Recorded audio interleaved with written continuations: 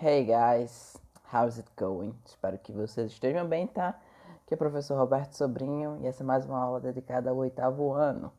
E na aula de hoje nós vamos continuar revisando os relative pronouns, tá? Vamos trabalhar aí da página 15 até a página 22 do livro de vocês. Então, vamos lá.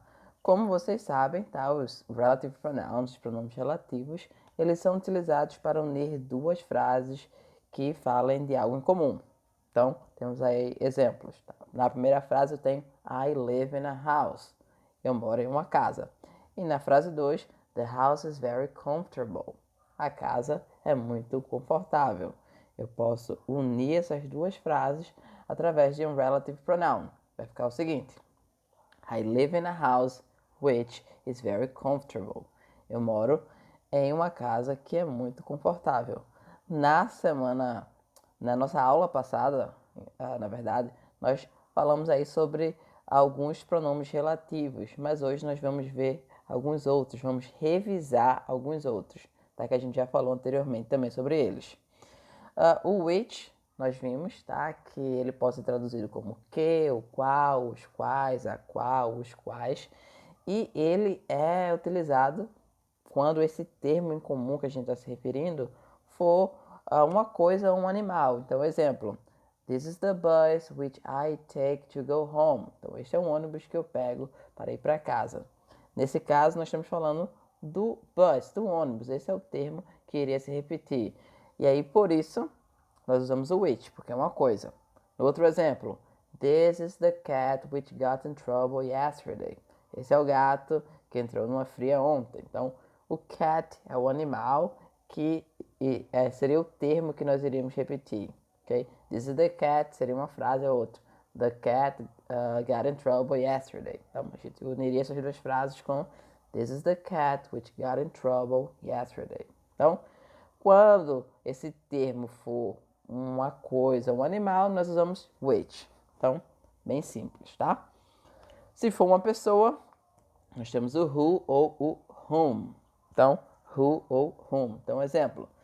The woman whom you called is my cousin. Então, a mulher a quem você ligou é minha prima. There is a man outside who wants to see you. Então, há um homem lá fora que quer falar com você. Uma observação em relação ao who e o whom é que o whom ele é um pouco mais formal e ele só pode ser utilizado quando a pessoa a quem eu estiver me referindo, ela não for sujeito da frase, ou seja, ela não está executando nenhuma ação na frase, ela está recebendo, que é o caso do primeiro exemplo aí. Você ligou para a mulher e não ela ligou para você, então ela é objeto na frase, ela está recebendo a ação e não executando-a, tá? O that, nós vimos que ele pode ser utilizado tanto para falar de animais, de coisas, de pessoas. Ele é meio que um pronome relativo especial, coringa, eu gosto de dizer assim. Uma observação em relação ao that é que ele não pode ser utilizado depois de vírgula. Então, se a gente tiver que usar um pronome relativo depois da vírgula, a gente vai ter que usar ou o who, o which, ou o adequado para aquela situação. Não podemos usar o that. Então, exemplos. He's the man that saved the planet. Então, ele é o homem que salvou o planeta. Está falando de homem. That. That is the dog that bit my neighbor. Então, aquele é o cachorro que mordeu minha vizinha. Então, estamos falando do cachorro, é um animal, mas podemos usar o that também. This is the TV that is on sale. Então, esta é a televisão que está na promoção. É um objeto. Podemos usar o that. Então, pessoas, animais, objetos, podemos usar o that sem problema, desde que ele não venha depois de vírgula. Se tiver uma vírgula, nós não podemos usar o that, ok?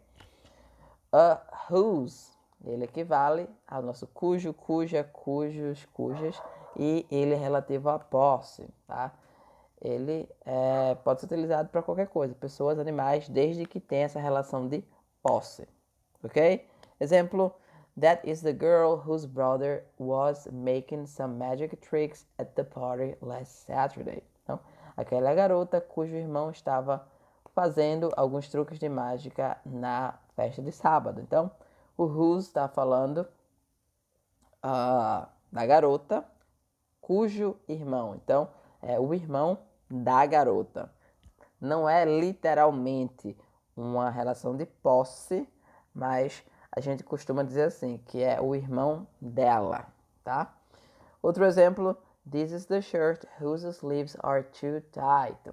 Esta é a camisa cujas mangas estão muito apertadas. Então, as mangas da camisa. Então, relação de posse.